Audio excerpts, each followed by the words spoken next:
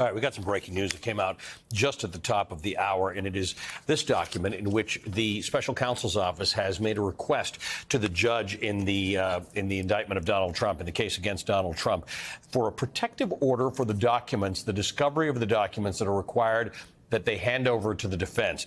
Here's the gist of the argument. It's several pages long, but the government writes to the judge. On August 2nd, the government sent a proposed protective order to counsel for the defendant.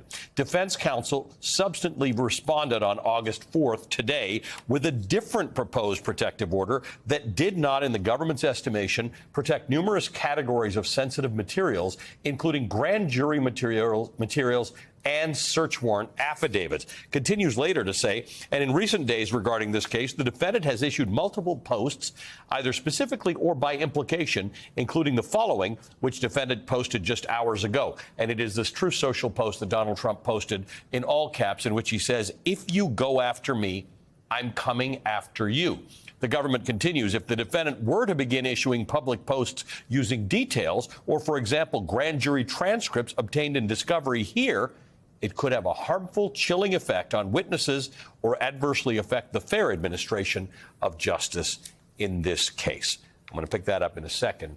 But if you believe Donald Trump, America's prosecutors are doing what he does, thinking always and only about him. Prosecutor Alvin Bragg of New York,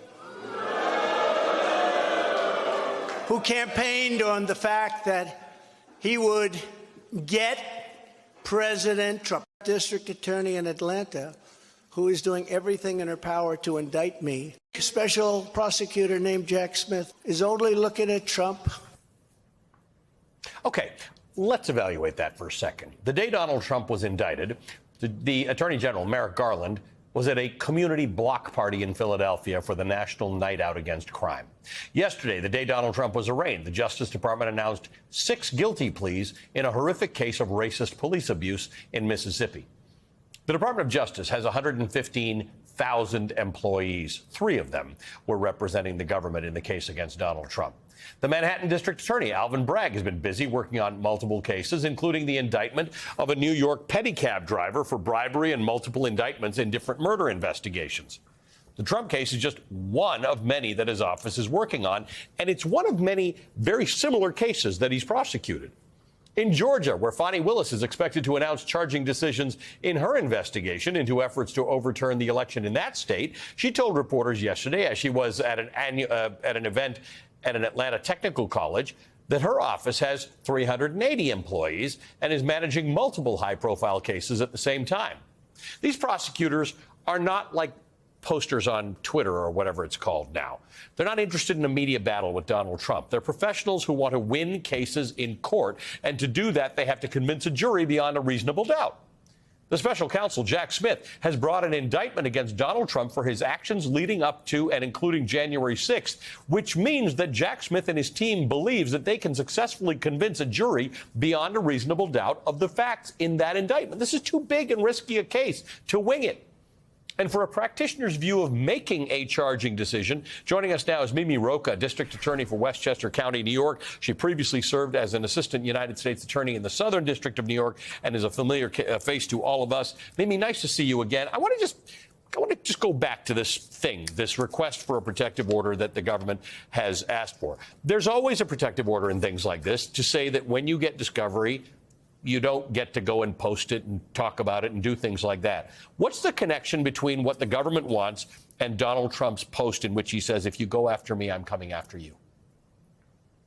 Hi, Allie. Great to see you. Well, clearly, the special counsel is concerned about the charged defendants' interference, attempts to tamper with potential witnesses. And we heard the judge explicitly warn Mr. Trump about this in a way that was quite above and beyond the standard warnings about not committing crimes. It's a warning that I've heard most often in organized crime cases and cases where there's specific sort of evidence of attempts at tampering already. And I think that they're concerned, grand jury testimony in particular is the testimony, the record of what witnesses would be testifying at trial. And they're concerned clearly and understandably so that the defendant, Mr. Trump, will use that testimony to get people or himself to go after these witnesses and intimidate them so that they don't testify at trial. That's clearly the concern. And it's, again, understandable. What do you make of his demeanor in court yesterday, where he seemed to be listening to the judge and calling her Your Honor, the judge magistrate, and she admonished him very specifically. She didn't make any reference to him, but she did say, you know, you're not allowed to mess with witnesses. You're not allowed to intimidate people. It seemed like she went one step farther than what would typically happen in this case to sort of say to him, you're going to get in trouble if you try this stuff. Yeah, and I mean, look, judges do that a lot. They don't do it often in sort of white-collar fraud cases like we're seeing here. But you would have to have your head in the sand to not know that this person, Mr. Trump, uses his widespread social media influence to call out people. And that is something a judge has to take into account. And while those may not be crimes in and of themselves when he does that, as he's done many times since 2016, it can be a violation of a court's order, and judges take that very seriously. And the more clearly you warn someone about that, they should be on notice. That's the fair thing to do. And then also it's more likely that the judge can fairly impose some kind of penalty if and when it happens again. What's your this conversation that I was initially going to have with you about the idea that Donald Trump would like his supporters to believe that prosecutors get elected and think about Donald Trump from morning to night? You have been you've been a prosecutor in a number of different places, and now you're a district attorney. You got a lot of stuff you got to do. Your electors, your people who vote for you, actually need you to keep their communities safe. Maybe some of them are concerned about Donald Trump. Maybe some of them aren't. Yeah, and look, I mean, I can speak from personal experience. I've publicly stated this before. We did investigate some conduct connected to Mr. Trump and the Trump Organization in Westchester County, because whether you're a local prosecutor or a federal prosecutor, you're looking at the jurisdiction over which you have authority and saying, is there a harm to my jurisdiction, to my community, whether it's, you know, physical harm or economic harm or deceit. And you examine those facts and you decide, do these facts constitute a crime, and is it a crime worthy of charging, and can I prove that crime? And are there other barriers like the statute of limitations, et cetera? So there's so many different factors that go into whether you can actually or should actually charge a crime. I did not end up charging a crime. And, you know, I think that's an important point for people to know, because I have been an outspoken personal critic of Mr. Trump as president, but that doesn't mean I'm going to go charging him with crimes that are not chargeable or worthy of charging or able to be proven in court.